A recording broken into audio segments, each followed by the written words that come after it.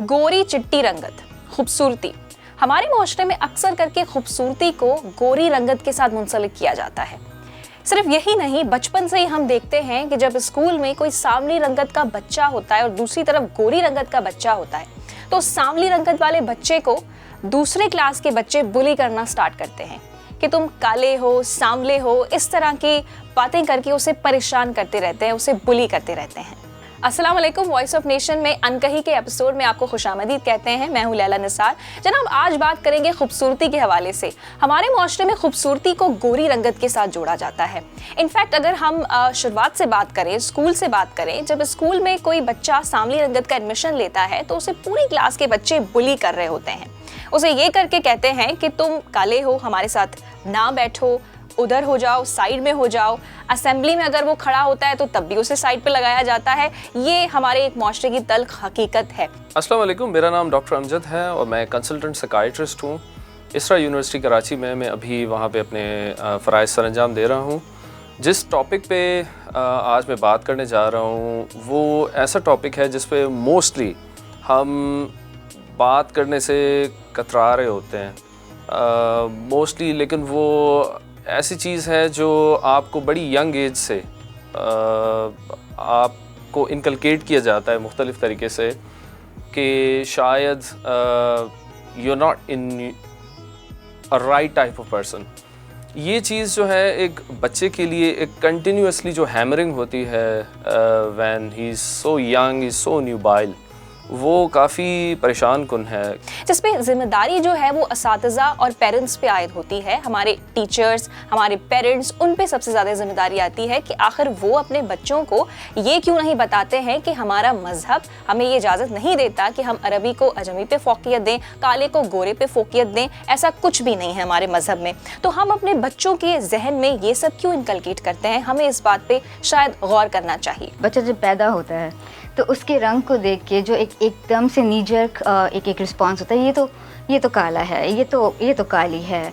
अभी बच्चा पैदा हुआ है और वो एकदम से जो एक रिस्पांस होता है, और हमारे पास अगर हम न्यूक्लियर फैमिली से में इतना ज़्यादा हमारा कल्चर नहीं है। ओवरऑल अगर हम पाकिस्तान की बात करें, लाइक छोटे शहरों में अगर आप जाएं तो एक्सटेंडेड फैमिलीज हैं, देख के grandmothers and aunts and everyone would be like कि ये तो कलर ठीक नहीं है। काले और गोरे में क्या फ़र्क है तो सारे इंसान ही ना, फिर ये फ़र्क क्यों समझते हैं? है सारे मुसलमान। यही कहना चाहता हूँ कि काले और गोरे को ना देखा जाए, इंसानियत को देखा जाए। हालांकि देखा जाए तो इंसान गोरा हो या काला हो सब बेहतर है, बस इंसानियत होनी चाहिए। हम लोग अपर देखते हैं, इनर देखना चाहिए हमें बस। मैं इस चीज़ को बहुत बिल्कुल पसंद नहीं करती, क्योंकि बच्चों को बिल्कुल डिस्क्रिमिनेट नहीं करना चाहिए, उनको बिल्कुल अंडर एस्टिमेट नहीं करना चाहिए। काला गोरा तो सब अल्लाह ने बनाया है, किसी ने किसी को नहीं बनाया। फ़र्क नहीं होना चाहिए काले गोरे में। अल्लाह ने सबको एक जैसा बनाया है, सब अल्लाह की मखलूक है। हमारे यहाँ जो काली रंगत और गोरी रंगत को जो अपॉर्चुनिटी मतलब ज़्यादा गोरी रंगत को है वो ख़त्म किया है। ऐसा कुछ नहीं है हमारे इस्लाम में। ऐसा है कि शुरू से हम लोग ना गोरों को पसंद करते हुए आ रहे हैं, क्योंकि हम गोरे हमें यहाँ से छोड़ के गए ना, गोरे आज़ाद करके गए। हम सोचते हैं कि गोरा जो है ना वो सही है, काला सही नहीं है। बस ये जो शुरू से हमारे ज़हन में बैठ गई है ना बात, बस ये वही चलती आ रही है, बाकी और कुछ भी नहीं। ऐसा क्यों है? यानी अगर मैं देखूं कि like why it is the way it is, और एक बच्चे को क्यों कहा जाता है, तो अगर हम हिस्टोरिकली इसको थोड़ा देखें तो उसकी कुछ रीज़न्स हैं। एक रीज़न नहीं है। पहले तो मैं अप्रिशिएट करूँगा कि इस इदारे ने इस चीज़ की तरफ जो फोकस किया है वो बहुत हेल्दी है। इस चीज़ को डिस्कस किया जा रहा है because that's the first hurdle we face when we start talking about any taboo subject. तो ये एक बहुत अच्छी चीज़ है, और मोस्टली जब बच्चे को ऐसा क्यों कहा जाता है उसके कुछ रीज़न्स ये हैं कि हिस्टोरिकली ये वाला complex you will be surprise to know कि इतना नहीं था in our part of the world कि डस्की कलर या डार्क कलर। तो मोस्टली अगर हम देखें कि हमारी पॉपुलेशन में यहाँ पे डस्की बहुत ज़्यादा है, वो इतना नहीं था जितना, यानी इतना ये कॉम्प्लेक्स इतना नहीं था जितना अब है। इन लास्ट 150 to 200 ईयर्स जो हम देख रहे होते हैं, ये बहुत ज़्यादा आ गया। उसकी कुछ रीजंस ये हैं कि हम एक कॉलोनियल एक रूल के अंदर रह चुके हैं फॉर 150 to 200 ईयर्स, और उस कॉलोनियल रूल का एक सबसे बड़ा कुछ फ़ायदे भी हैं लेकिन उसके कुछ ड्रॉबैक्स भी थे। और उसमें एक जो है सोशो कल्चरल ड्रॉबैक ये था कि we started looking ourself and feeling about ourselves as if we were the ruled and they were the ruler. तो जब बंदा ज़हनी तौर पे ये समझने लगता है कि जो मुझे कंट्रोल कर रहा है और मैं किसके मातहत हूँ, I am one who is being ruled and someone else is ruling, तो वो रूलर की चीज़ें जो है वो अडॉप्ट करने लगता है। ऐसा क्यों है कि आपने कभी सोचा है? इस पे हम माहिरीन की राय भी आपके सामने रखेंगे कि उनका क्या कहना है कि सब पूरे मामले के पीछे क्या साइकोलॉजी है, उसको भी आज समझने की कोशिश करेंगे। डस्की कलर है या डार्क कलर है, वो अगर हम उसको कंपेयर करें फेयर स्किन से, तो उस बंदे को बहुत सारी चीज़ें जो है वो झेलनी पड़ती हैं, बहुत सारी चीज़ें देखनी पड़ती हैं, बहुत एक टू बी फेयर अगर हम ये कहें कि उसे एक अनहेल्दी किस्म का फीडबैक मिलता है from the very young age, और ये एक डेवलपिंग माइंड के लिए बिल्कुल सही नहीं होता। और अगर यही चीज़ उसको कंटिन्यूसली मिलती जा रही है और वो स्कूल में जा रहा है, उसके बाद उसकी पढ़ाई स्टार्ट हो जानी है, उसके बाद एक उसको प्रोडक्टिव स्टूडेंट बनना है, उसके बाद कल के बाद वो यूनिवर्सिटी में जाएगा, यूनिवर्सिटी के बाद ही has to face the economy, और कल के बाद से एक प्रॉपर एक ऑक्यूपेशनल लाइन में जाना है। दूसरी तरफ जो जिम्मेदारी आती है वो हम सबसे ज़्यादा जो है टीवी कमर्शियल्स पे भी डाल सकते हैं कि बचपन से ही हम टीवी कमर्शियल्स देखते आ रहे हैं और उसमें जिस तरह पे वाइटनिंग क्रीम्स को प्रमोट किया जा रहा है वो बड़े पैमाने पे किया जाता है।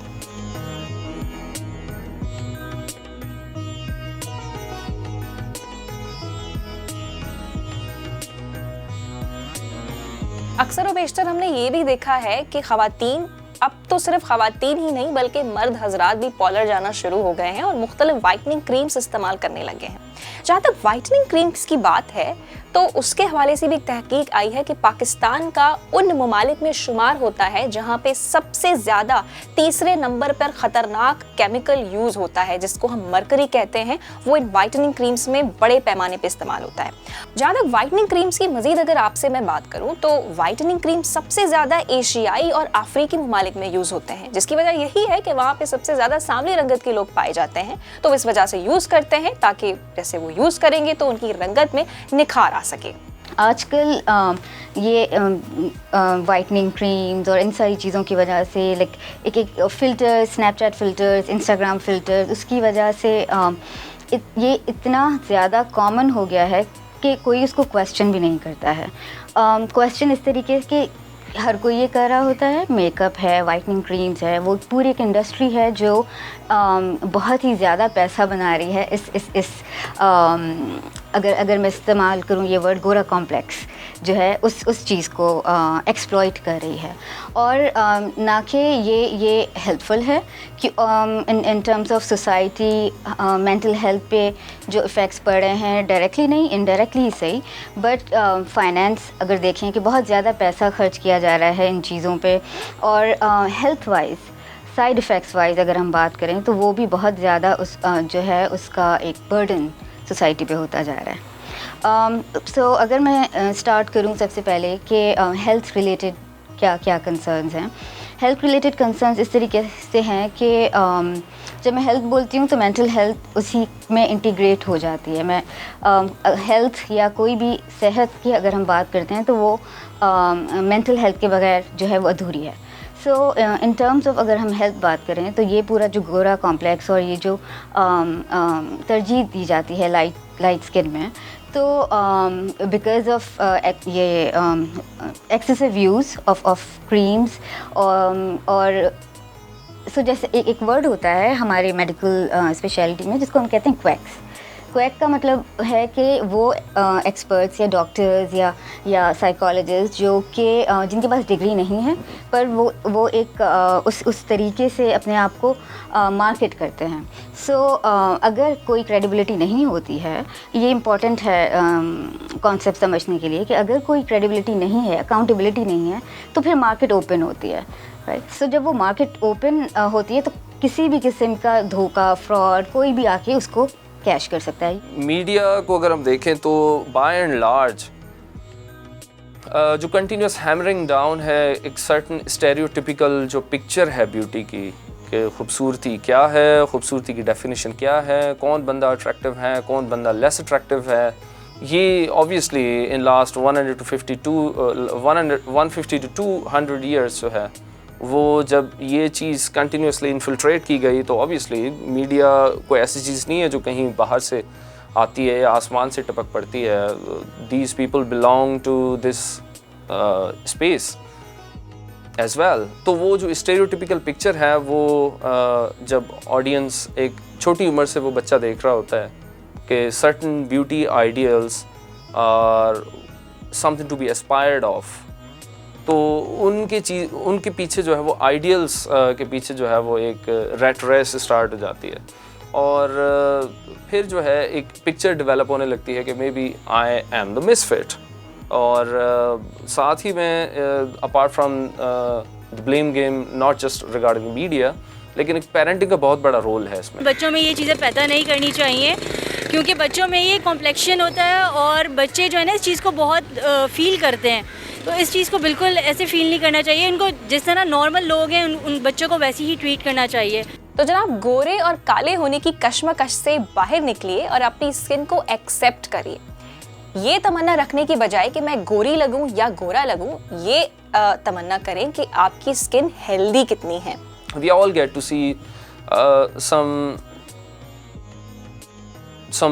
implicit bias against people of color, implicit bias against non-fair, non-white age group, और certain demographics के against जो है वो, क्योंकि bias सिर्फ not just related to color, बहुत सारी चीज़ें हैं। If we talk about bias, then it will be a whole general discussion, since we have to limit ourselves to the bias and stereotypes the people of color has to experience. और ये research में बहुत indicate किया हुआ है कि वो बच्चे जो एक सॉर्ट ऑफ उन स्टीरियोटिपिकल वे में, अगर किसी का वज़न ज़्यादा है या थोड़ा सा डिफरेंट तरीके से बोलता है या जो लाइट टोन नहीं है स्किन की, तो उनमें बुलिंग ज़्यादा की जाती है। और बुलिंग जब बहुत ज़्यादा होती है तो बुलिंग की वजह से सेल्फ स्टीम, सेल्फ कॉन्फिडेंस और सोशल एंजाइटी, ये बहुत सारी चीज़ें जो हैं वो देखी जाती हैं।